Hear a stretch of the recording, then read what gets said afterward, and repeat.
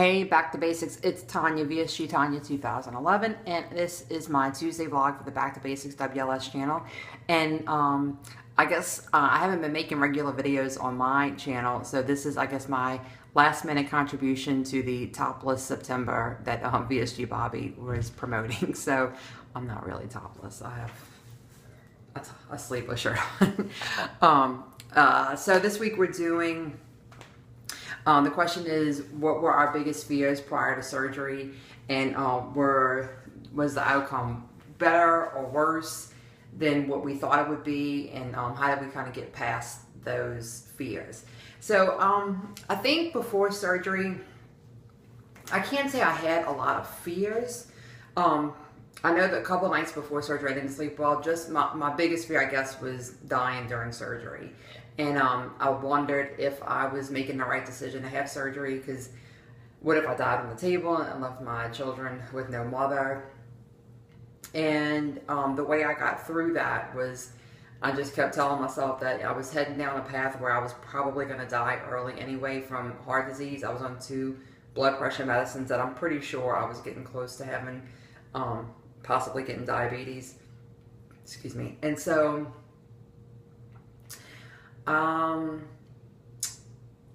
I was more afraid of dying that way and not trying to help myself improve my health than dying doing something that was trying to help myself. So I just kept telling myself that it was a calculated risk. My surgeon had never had someone die on the table. He had never had anybody with major complications. So the likelihood of me having a major complication and dying was extremely slim, but the likelihood of me developing some kind of life-threatening disease down the road was it was a pretty good chance of that. So to me, the risk outweighed, the benefits outweighed the risk of dying. So that's kind of how I got through that. And I'd say after that, the next sort of fear, but not really a fear, was that the surgery wouldn't work for me. And I think that's probably the same for a lot of us. But I won't even say that that was really a fear. I think it was just a lack of confidence. You know, all of us have it where we tried so many things and it maybe worked short term or it didn't work at all. And I just didn't have a lot of faith anymore in being able to lose weight and get down lower than what I'd ever gotten before. And I really didn't have any faith in it until I had lost the vast majority of my weight. Probably until I had lost like maybe 80% of what I was going to lose.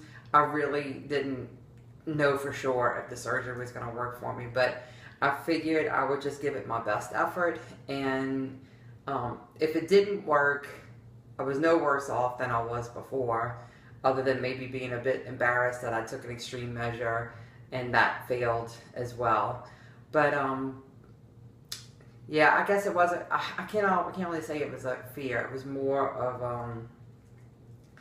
I don't know. I was hoping to not have any disappointment. So, but I just did my best and followed the rules and let the chips fall where they were, and it worked out in my favor. So, yep, those were my fears. I didn't really have a lot of other fears. I didn't anticipate the life changes that would come with it. So I think I kind of, in many ways, went into it blind.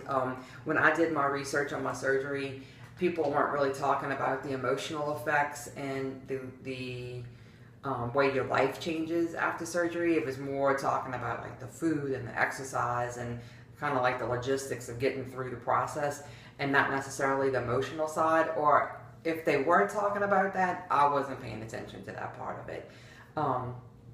But it just seems like when I was coming through, we didn't really talk about emotions and stuff. So had I known then what I know now about the emotions behind the whole surgery, I probably that would have been my second biggest fear.